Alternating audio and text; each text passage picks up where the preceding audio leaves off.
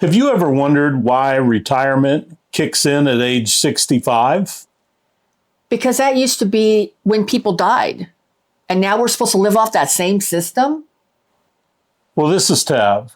She reads history books like they're true crime novels, but she's not afraid to call BS when she feels like the system is rigged. Right. And this is Jim. He thought retirement meant freedom until I told him where the idea actually came from. And together we're Unretired AF.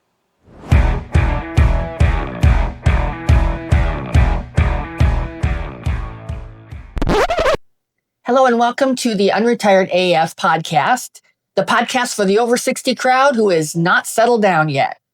And today we're going to be talking about the origins of retirement. But before we go there, we want to give a shout out to our subscribers. Thank you so much. We really appreciate your support. Thank you. And if this is your first time visiting our channel, welcome. And if you're a returning viewer, thank you so much for coming back. And we would encourage you to hit that subscribe button so you don't miss anything. All right. So today we're going to be talking about what the world looked like before retirement.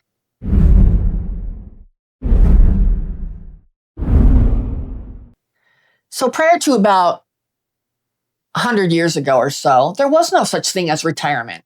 It's a new thing. It's a very new thing. I mean, before that, people either worked the land, they were farmers, or they were shopkeepers, they were merchants, they had a shop and they usually lived in town, or they apprenticed their own shop, right? Yeah, no chains back then. Right. Or they apprenticed if they were, learning a trade like a blacksmith or something like that. Right. Or, they took care of others. But the bottom line is that they worked until their body gave out or their kids took up the slack. Yeah. I mean, family was everything. Right. But they weren't having any lack of people having children, because if you didn't have children, you don't have anybody to take care of you or sort of be your social safety net. Right. So purpose and survival were fused together. Yeah, absolutely. There was nobody waiting for you with the golden parachute. Right. There was nobody going to give you the gold watch. There was nobody going to give you even an attaboy. Because let's face it, if you're an individual shop owner, who's going to pay you? The only people who are going to pay you are the people that you're selling things to. If you're a farmer, who's going to give you the nest egg? You have to create your own nest egg. Right. So the thing, just because retirement is around doesn't mean it was applicable to everyone. Well, and it's new. I mean, so let's dust off that weird tale of the story of retirement itself, where it came from.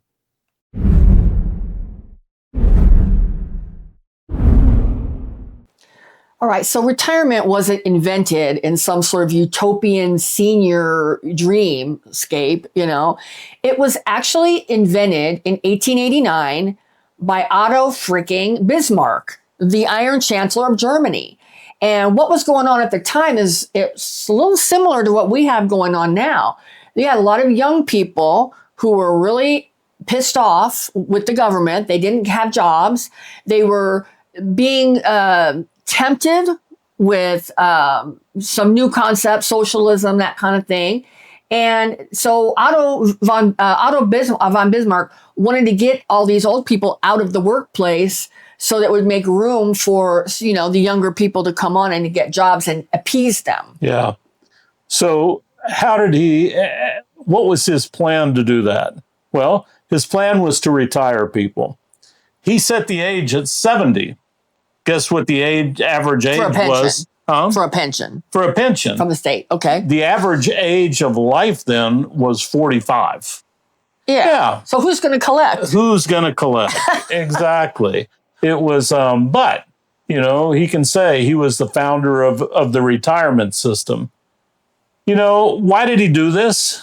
As Tab mentioned, he did this because a lot of the younger folks wanted better jobs. And as you know, back then it was even more so.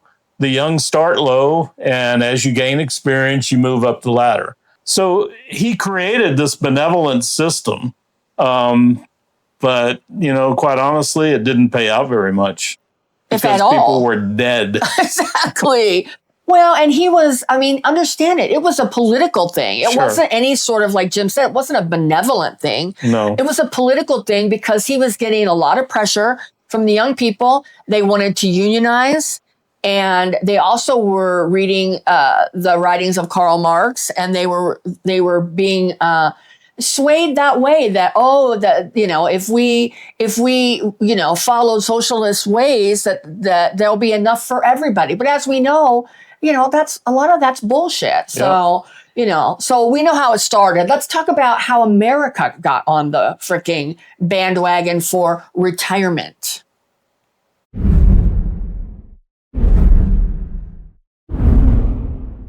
All right, so we can fast forward to 1935, which, for everybody in the room, that was only 90 years ago.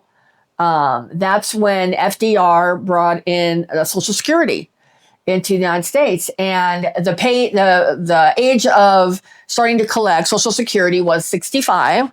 The average life expectancy in America at that time, 61. So it wasn't designed for anybody to ever really get that payout.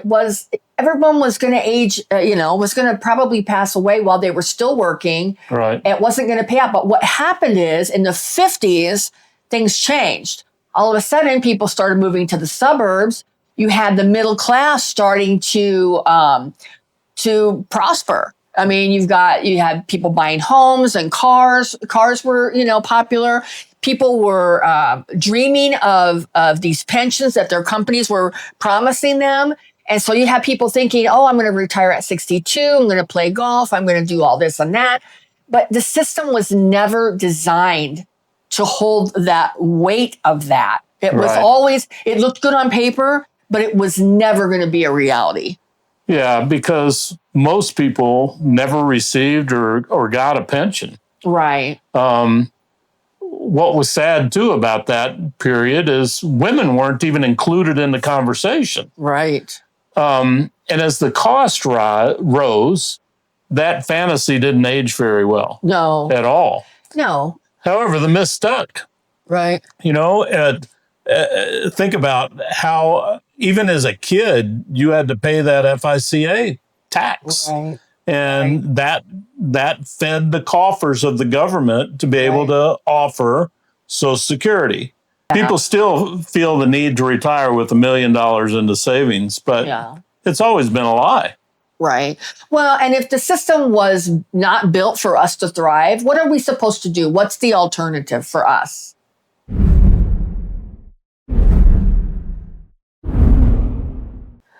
Well, today's retirees or unretirees, I mean, we're not retiring. And I think really for a lot of us, it's about making the best of a kind of a bad situation. Yeah. I mean, we thought our whole life, this or that or whatever. And some of us had pension funds that were attached to the stock market, which took a dive. And a lot of people, especially when the housing crash happened in 2008. I mean, I remember seeing news stories of people who lost $1 million of their retirement money in the crash. And, so many stories. That's affected many of us. And then, there was the switch from pension funds to 401ks, which was really bad because that was very much attached to the stock market.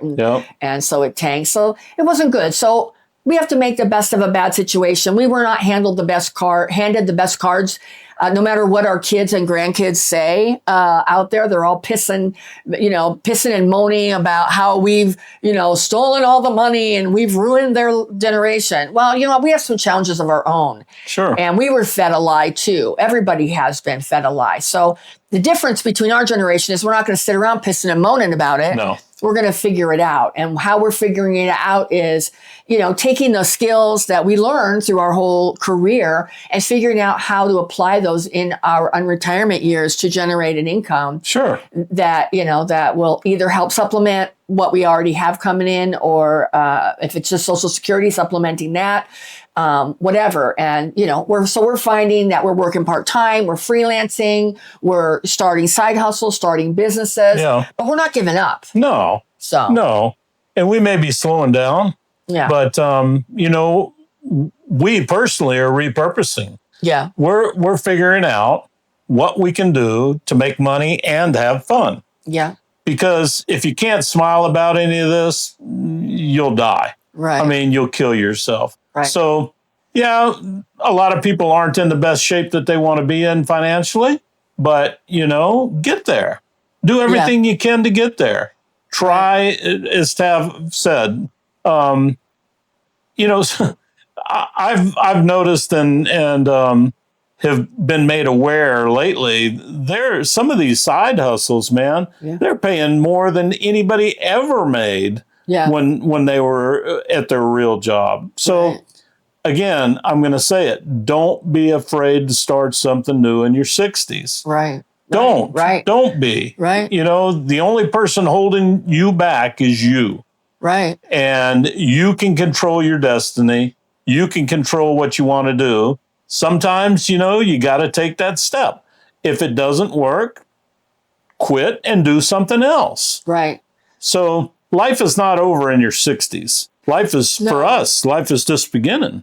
Well, and I think the first thing that we have to do is we have to reconcile the truth with the fantasy of retirement and understand it was never, ever designed for retirees. Right. It was a political move. In Germany, it was a political move here. I mean, FDR, we know he was, adopting those things to appease people and get people to work and whatnot. But it was never, ever designed to be the sort of fantasy that we were sold. I mean, now maybe there was one or two generations that maybe had that. Like I know my grandfather had a good retirement. I'm from Central Illinois. Some of you may know that if you've watched our show for a while. My grandfather worked for Caterpillar Tractor Company. And when he retired, he was a tool and die maker. He retired with an excellent pension. And he and my grandmother had a wonderful retirement. She didn't work. She worked maybe one day a week at a clothing store because she wanted to stay social and see people, see her friends and stuff.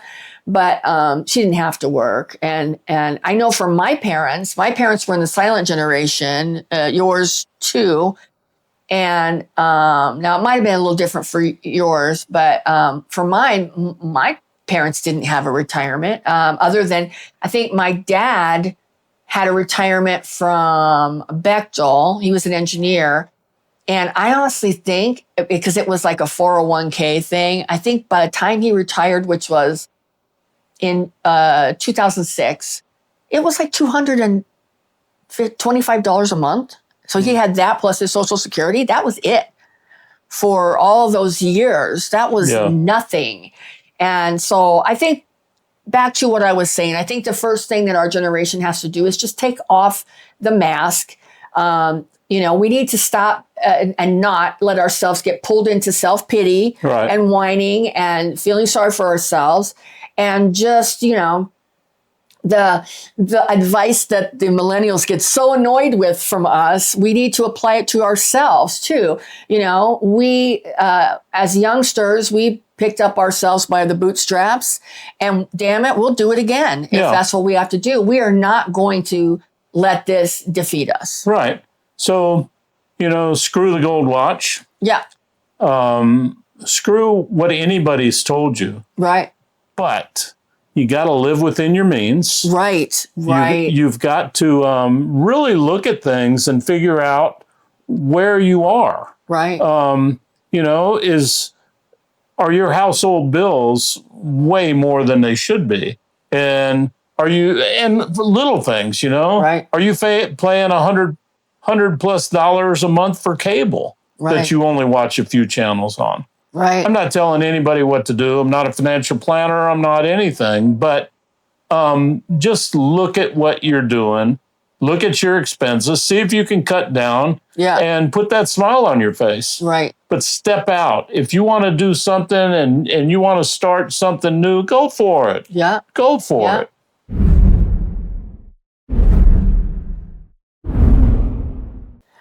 Well, and our takeaway from today's episode is that, retirement was designed for people who were supposed to die, not collect it. It was, and we're still here. So, Yes, we are. I mean, just understand that it was a construct. It wasn't a natural phase of life. It never was. It's a invention, at least in the United States, 90 years ago. So that's only a few generations. It's not as though this has been like the state of humanity for the whole, time is to have a retirement. That's an unnatural phase of life. I mean, for us to stay active in our senior years is natural. Yeah. Understand that retirement was designed by governments and corporations as a means to control us, not to help us. Yeah. Why don't we all try to build something that actually works for us? Right. You've still got the time. If you're watching this, you're an unretired. You can be an unretired AF, and you can do your own thing. You've already proven, if you're this age and still able to watch us, Right. you've proven you've got the grit and you're able to do it. Right. So, we welcome you, our brothers and sisters. You've got us here.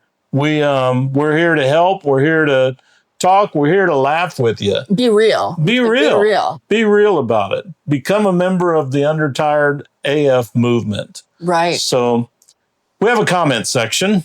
If you have anything to comment about this episode, or if you want to just comment about anything, if there's an episode or something you'd like us to talk about, please feel free to drop us a comment on it. We appreciate all our subscribers.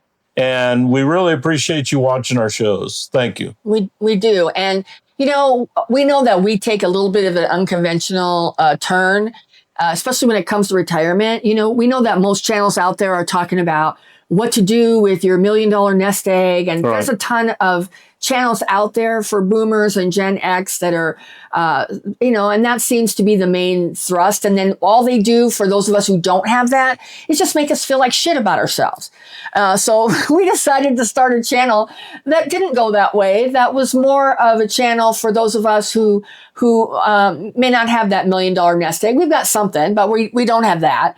And we're looking for solutions, and we're looking for community, and we're looking for some laughs. We're looking for some shared memories about the past and reminiscing and the things that were great and still are great about our generation. So Absolutely. if that stuff resonates with you, please consider subscribing to our channel. We put out new content every weekday, Monday through Friday.